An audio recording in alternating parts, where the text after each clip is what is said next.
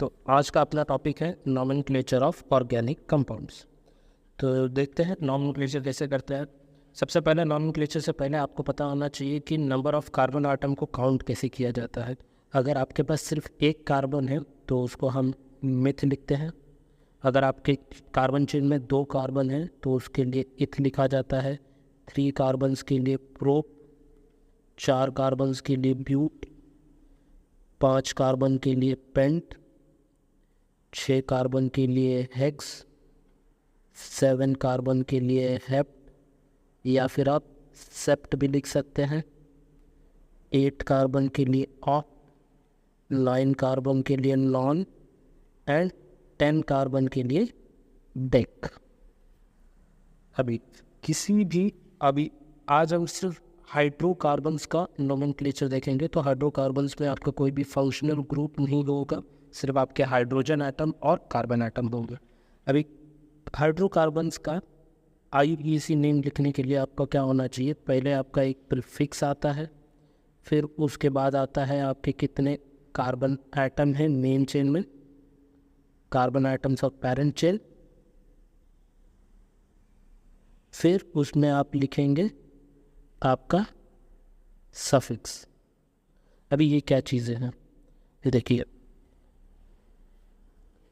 Prefix में आपको क्या लिखना होता है। प्रीफिक्स में आपको लिखना होता है सबसे पहला, जो भी आपका पेरेंट चेन होगा वो पेरेंट चेन में कुछ ब्रांचेस भी होते हैं, वो ब्रांचेस का जो आपका सब्स्टिट्यूएंट है वो सब्स्टिट्यूएंट लिखा जाता है।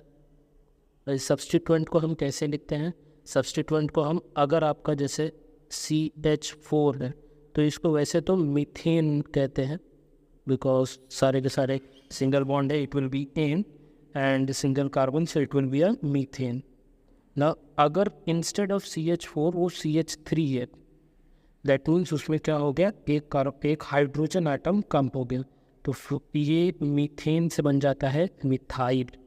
वैसे अगर आपके पास CH3 है, it is 2 carbon, so it will B ethane.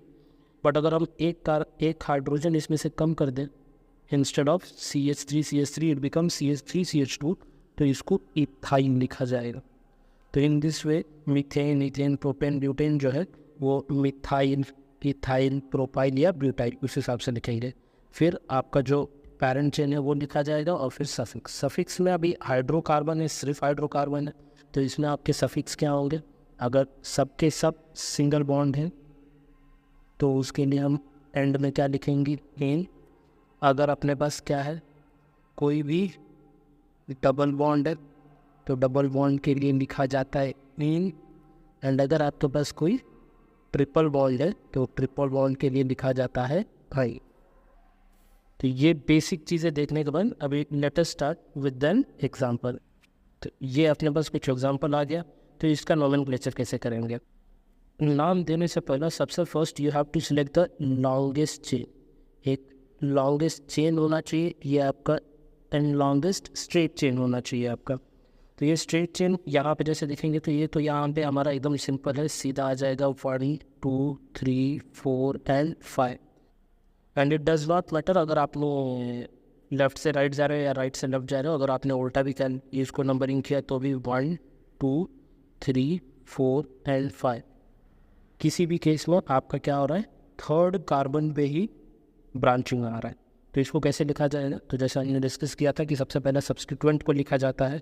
ये आपका सब्स्टिट्यूएंट है, तो ये कहाँ पे है, थर्ड कार्बन आइटम पे है, तो इसको लिखा जाएगा 3 मिथाइल, क्योंकि एक सिर्फ सिंगल कार्बन है तो it will be 3 methyl. And then आपका पेरेंट चेन में हम देख सकते हैं 5 कार्बन है, तो 5 कार्बन कहा जाए तो पेंट आ जाएगा, एंड सब सिंगल बॉन्ड है तो आपका एन आएगा। तो हमने जैसा डिस्कस किया था, तो आपका क्या आएगा, सबसे पहला ये आपका सब्स्टिट्यूएंट आ गया, फिर ये आपका मेन पेरेंट चेन आ गया, और ये आपका सफिक्स आ गया। तो इस हिसाब से किसी भी ऑर्गेनिक कंपाउंड को हम नेम कर सकते हैं। और कुछ एग्जांपल्स देखते हैं अपन। तो मान लीजिए अपने पास कुछ ऐसा कंपाउंड है। अगेन सबसे पहला आपका काम क्या होता है, सबसे पहला काम होता है अपना लॉन्गेस्ट स्ट्रेट चेन सेलेक्ट करना। यहाँ पे भी अगर आप लॉन्गेस्ट स्ट्रेट चेन सेलेक्ट करेंगे तो वही आएगा आपका 1 2 3 4 एंड 5। बट यहाँ पे हम देख सकते हैं कि हमारा एक सेकंड कार्बन एटम पे एंड एक फोर्थ कार्बन एटम पे 2 ब्रांचेस है, एंड दोनों में एक एक ही कार्बन है, तो वो मिथाइल होगा। बट दोनों कार्बन पे है तो आपको लिखना पड़ेगा 2,4 डाई मिथाइल। तो di comes from 2 carbon atom, 2 substituent है इसके लिए di. In case of 3 carbons 3 branches you will write tri. So it will be 2,4 dimethyl. ये हमारा सब्स्टिट्यूएंट हो गया। सब्स्टिट्यूएंट के बाद हमको क्या देखना है, अपना पेरेंट चेन। पेरेंट चेन में हमारे 5 कार्बन है, तो 5 कार्बन का आ जाएगा पेंट। सारे के सारे सिंगल बॉन्ड है, इसके लिए आ जाएगा एक। तो इट विल बी 2,4 डाइमिथाइल पेंटेट। अब यहाँ पे एक चीज़ नोटिस कीजिएगा कि मैंने क्या किया है, जहाँ पे यहाँ पे मेरा नंबर है, यहाँ पे मेरा लेटर है, उसके बीच में मैंने डैश डाला है। कभी भी जब भी हम नंबर और लेटर लिखेंगे उसके बीच में डैश आएगा। यहाँ पे भी मैंने नंबर और लेटर के बीच में डैश से सेपरेट किया है। एंड अगर 2 नंबर है आपके पास तो दोनों 2 नंबर के बीच में आपको सेपरेट करने के लिए एक कॉमा लिखा जाता है। ये इम्पोर्टेंट। फिर थोड़े और कॉम्प्लेक्स एग्जांपल्स लेते हैं हम, जैसे फिर इसका नाम कैसे करेंगे। सबसे पहला हमारा काम है लॉन्गेस्ट चेन सेलेक्ट करना। अगर लॉन्गेस्ट चेन में इस हिसाब से सेलेक्ट करूँ 1 2 3 4 5, इन दिस केस मेरे पास सिर्फ 5 ही कार्बन आ रहे हैं।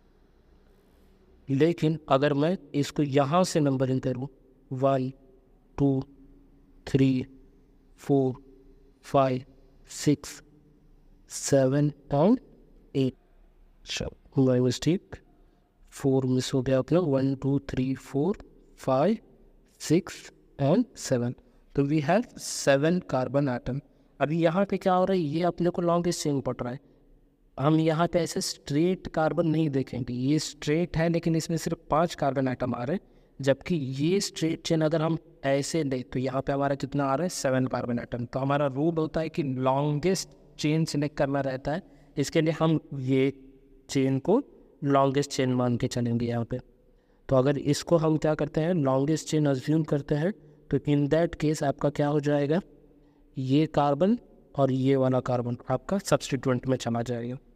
तो इस हिसाब से तो अगर हम ऐसा नंबर कर रहे हैं तो हमारा कहाँ पे आ रहा है, 3rd और 5th कार्बन आइटम पे ब्रांचेस आ रहे।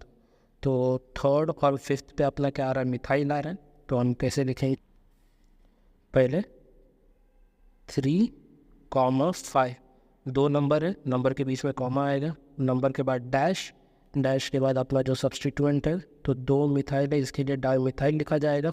एंड 7 कार्बन आइटम है तो इसको हम लिखेंगे हेप, सारे सिंगल बॉन्ड है तो इसके लिए ए। तो ये हो गया आपका 3,5 डाई मिथाइल हेप्टेन। तो मान लीजिए अपने पास कुछ ऐसा कंपाउंड है। अगेन स्टार्ट करने से पहले हम क्या करेंगे, सबसे पहले लॉन्गेस्ट चेन सेलेक्ट करेंगे। लॉन्गेस्ट चेन अगर आप सेलेक्ट करोगे तो ये आ गया आपका 1 2 3 4 5 एंड 6 कार्बन आइटम। एंड यहाँ पे अगर अपन देखेंगे तो यहाँ पे एक second carbon atom and at the 4th carbon atom अपने को क्या दिख रहा है, ब्रांच दिख रहा है। सेकेंड कार्बन आइटम पे एक ही कार्बन का ब्रांच है, जबकि 4th कार्बन आइटम पे 2 कार्बन के ब्रांचेस हैं। तो 2 कार्बन आइटम का चेन है। तो इसको कैसे लिखा जाएगा, ये तो आपका सिंगल है तो आपका क्या आता है, मिथाइल आता है। और अगर आपके पास 2 है तो इथाइल आता है। अभी कौन से सब्स्टिट्यूएंट को पहले लिखा जाएगा तो वो डिपेंड करता है आपका अल्फ़ाबेटिकल ऑर्डर, क्योंकि अल्फ़ाबेटिकल ऑर्डर के अकॉर्डिंग एम बाद में आता है एंड ई पहले आता है। तो हम इथाइल को पहले लिखेंगे एंड मिथाइल को बाद में लिखेंगे। तो उस हिसाब से इस कंपाउंड का नाम आपका बनता है, 4 पे आपका आ गया इथाइल, देन 3 पे आ गया आपका methyl, and because there are 6 carbon atom ये हो गया आपका हेक्स एंड सारे सिंगल बॉन्ड है तो ane. So 4 ethyl 2 methyl hexane. कुछ और एग्जांपल्स देखते हैं हम। सो अभी इसको नेमिंग करना है। नेमिंग करते टाइम अभी सबसे इम्पोर्टेंट चीज़ आपका क्या होता है, नंबरिंग की होता है। अब यहाँ पे अगर हम नंबरिंग देखें, अगर मैं उसको ये साइड से नंबरिंग करूँ तो 1 2 3 4 5 6, यहाँ पे 3rd पे आपका क्या आ रहा है, 3rd कार्बन आइटम पे आपका मिथाइल आ रहा है एंड आपका 4th कार्बन आइटम पे इथाइल आ रहा है।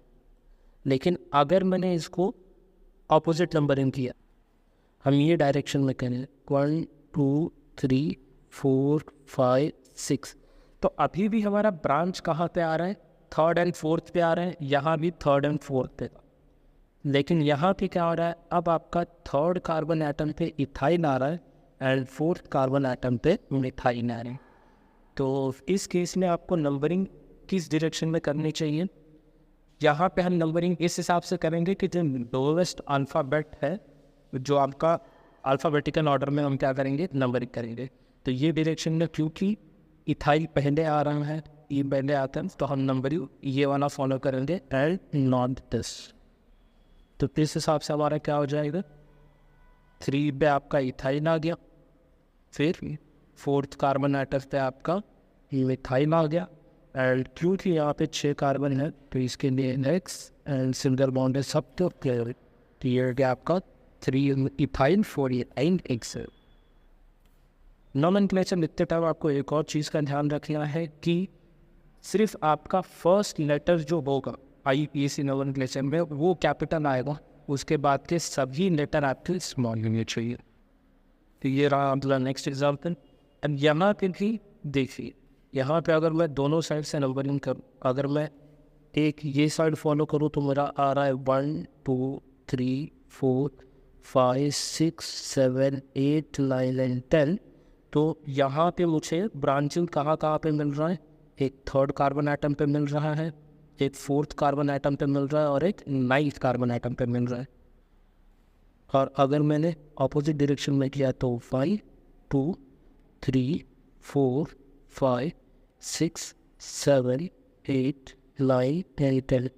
इन दिस केस मुझे कहाँ पे ब्रांचिंग मिल रहा है, सेकेंड कार्बन एटम पे, फिर 7th कार्बन एटम पे and then 8th carbon atom पे। तो क्योंकि यहाँ पे नंबर्स कम है, यहाँ पे बड़े नंबर्स आ रहे हैं जैसे कि 3 4 एंड 9, एंड उसके कंपेयर में यहाँ पे जो नंबर्स है मेरे रिलेटिवली क्या है, छोटे हैं, दैट इज़ 2 7 एंड 8। तो इन दैट केस क्या होगा, जहाँ से आपको छोटे नंबर्स दिख रहे हैं, जहाँ से बड़े नंबर्स दिख रहे हैं, तो इसको हम फॉलो नहीं करेंगे। यहाँ पे हमको छोटे नंबर्स दिख रहे हैं तो इसलिए नंबरिंग आपका फॉलो हो रहा है। तो अगर हमने ये नंबरिंग फॉलो किया तो हमें कहाँ पे carbon atom second, carbon atom 7 and carbon atom 8 पे हमको क्या मिल रहा है, ब्रांचिंग मिल रहा है।